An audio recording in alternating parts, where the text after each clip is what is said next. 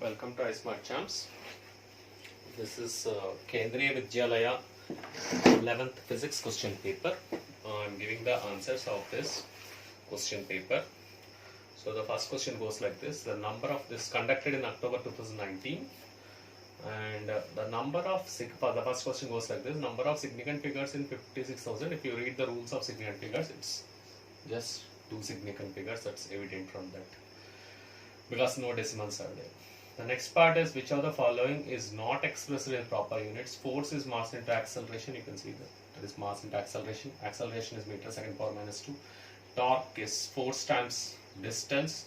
That is, force is there. If I multiply with distance, I get meter square. That's also fine. But the linear momentum is not fine, and that's the answer. So the next part, option D, is kinetic energy. That is also like work done. That is also you have force into distance. All these three, this is just force. Force is ma, mass into acceleration. Mass is having the units of kg, acceleration meter second power minus 2. And torque and kinetic energy, both will have the same kind of units. Units plus both are same. So you have kg, that is force into distance. So kg meter square second power minus 2. Hence the option B is the correct answer, which means which is not expressed in proper units. And hence that's it. That's the video. Thank you very much, and thanks for your support. Welcome to iSmart Champs. This is the Kendriya Vidyalaya question paper, physics, given to 11th students in October 2019. So the next question is, this third question: percentage error in the measurement of mass and speed are 2% and 3% respectively. The error in the estimate of kinetic energy is, this is the question. So we have kinetic energy is half mv square. There is a relation. Let's take, in order to calculate percentage error, we take logarithm on either side. Ln k is equal to ln half plus ln m plus 2 ln v. This is how we take. And now apply the differential on either side. That is applying the error. So we get delta k by k is equal to, there is no variation in the half because it's a constant. We get delta m by m plus 2 into delta v by v. This is how we do. And just multiply with 100. That's what we get, the percentage error. So delta k by k times 100, if I multiply, delta m by m times 100 plus 2 into delta v by v times 100. Now it's evident that, and this part will give me percentage error in the kinetic energy. So delta m by 100, that is 2%. Mass is changed by 2%. So we write 2% here plus 2 into the change in the velocity is about 3%. So 2 times 3%. So that's 2% plus 6%, which contributes to 8%. 2 into 3 is 6%. 2% plus 6% is 8%. So the answer is 8%. And that's the answer. Hence the video. If you have any comments, please post on the comment section in my video. Thank you very much. Welcome to iSmart Champs. This is the Kendriya Vidyalaya physics question paper given to 11th students in October 2019. This is question number 4. So they have given 4 graphs over here. Which of the above distance time plot represents the accelerated motion? The graph 1, if I see, that's a straight line. Graph 2 is a straight line. Graph 3 is along a curvature. Graph 4 is again a straight line. Please remember one thing: whenever there is a straight line, the slope of a straight line is always constant. If the slope of xt graph is nothing but velocity, that means velocity is a constant. So the figures which are contributing straight lines, they never represent acceleration because acceleration is 0. So accelerated motion is represented only by the curvature, just like this. Why this curvature? We know that the equation, option 3 is the correct answer. We know the equation is equal to ut plus half at square This represents parabola. Of course, this is of the form ax square plus bx type, so represents a parabola, and hence you will get a curvature like this. And see, because time can be positive, you don't see the other half, you will see only the positive side in the first quadrant, and hence the answer option 3 is the correct answer. That only represents accelerated motion. Actually, it's constant acceleration, it's not for the variable acceleration, this is for constant acceleration. Then only you'll get the parabolic variation, hence the answer. Thanks for watching the video. Thank you very much. Welcome to Smart Champs. This is the Kendriya Vidyalaya 11th physics question paper conducted in October 2019. I'll do the 7th question and again I'll come back to 6th question. The 7th question is like this: no force is required for the body to move in which kind of motion? That's what the question is.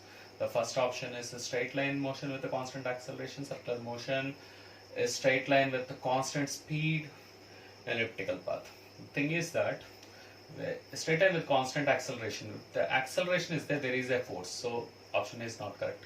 Circular motion, definitely you have the centripetal force, so definitely that's not circular motion anymore. And it's the option C, where you need to move with a constant speed, that's inertia part. And again, this is the case where the frictional force is not being considered. Please keep that in mind. And an elliptical path is more or less like a circular path. You have all the other forces because the velocity direction is changing. So there is acceleration. Wherever there is acceleration, there is force. That's the idea. So option C is the correct answer. This is neglecting frictional force. Okay. That's it for the 7th question. I'll solve the 6th one now. And now the 6th one is two masses of 1 grams and 4 grams. This mass 1 is 1 gram. Mass 2 is 4 grams. This is given. Are moving with equal linear momenta. That means P, that is constant. P is constant for these two particles.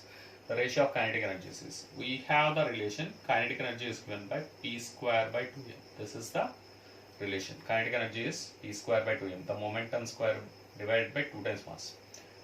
So if P square, this term is constant, I can say that K is inversely proportional to the mass, because 2 is also a constant, P square is a constant, K is inversely proportional to mass. So if I write K1 by K2, that is M2 by M1. What is M2? 4, and M1 is 1. So the ratio of the kinetic energies is 4:1. Option C is the correct answer. And that's it for this video. Thank you very much. Thanks for watching my videos. Thanks for your support, and I request your subscriptions. Welcome to iSmart Champs. This is the 5th question in the Kendriya Vidyalaya question paper, physics question paper, which is given to 11th students. Okay, this is conducted in October 2019. On the displacement time graph, two straight lines makes an angle of 30 degrees and 60 degrees with the time axis. The ratio of the velocities represented by them is very easy question. So we have, this is the displacement time graph. Of course, you got to know that slope of the displacement time graph is nothing but velocity. So something like this, two lines, arbitrary lines I am drawing. They are given that the one represents with an angle of 30 degrees, this is the line 1, and the line 2 represents, line 2 is given by an angle of 60 degrees, that is L2. L2 makes an angle of 60 degrees. And now what they asked is the ratio of the velocities. See, ratio of the velocities, that is the first particle 1, I will say that V1 for the velocity of the particle 1, V2, V1 by V2 is nothing but the slope of the line. Slope of the line is nothing but tan theta. So it's for the first particle it's tan 30 degrees, that's the slope. The second particle it's tan 60 degrees. Tan 30 is 1 by root 3, tan 60 is root 3, so it's 1 by 3. Ratio is 1:3. Hence the answer is 1:3. Hence the answer. So the idea is that the ratio of velocity is nothing but the ratio of the slopes. That's the idea. So hope you enjoyed the video. Thanks for watching my video. Yeah. And I'm thankful for your support. Welcome to Smart Champs. This is the Kendriya Vidyalaya question paper 11th for the 11th physics students, given in October 2019. Question number 8. If the coefficient of friction of a surface is √3, then the angle of inclination of the plane with the horizontal to make a body on it to slide. So the simple relation is there. That simple relation is mu equal to tan theta. It's given that coefficient of friction is √3, so theta should be tan inverse mu. This is the idea. So theta equal to tan inverse √3, which is nothing but 60 degrees. Hence option D, that's the correct answer. Hence the video. Thank you very much. Thanks for watching the video. If you have any comments, please post, and if you like the video, please subscribe, and thank you very much. Welcome to Smart Champs. This is the Kendriya Vidyalaya question paper given to 11th students, and this is a physics question paper. This is a question number 9. What is moment of momentum? I am clubbing two questions here, so students might find this like this. Hopefully they can manage. I am clubbing two questions here. What is moment of momentum? What kind of vector it is? What factors does it depend upon? The first part of the answer is angular momentum. Momentum is angular momentum. Angular momentum is given by mvr, and in the cross product wise it is r bar cross p bar. It is denoted by L bar. These are the things which you need to know. And what kind of vector it is? It is an axial vector, or one can say pseudo vector. This axial vectors and pseudo vectors, they are not real vectors because they don't follow the properties of the vectors. These vectors are generated by the cross products, especially something like omega bar is also such vector. Omega bar is the angular velocity that is also generated by the vectors r bar and v bar. So such vectors are called axial vectors. They'll undergo double inversion. Maybe I'll discuss in the other videos what is the double inversion. They'll not undergo the reflection, and they will not undergo the lateral inversion like the other vectors. That's what it is. When you reverse the axis, they will not turn as per the axis what we reverse. So that's what the problem with the axial vectors or the pseudo vectors. And what are the factors does it depend upon? That is mass, velocity with which it is rotating, and the radius of the circular path. These are the three factors on which angular momentum.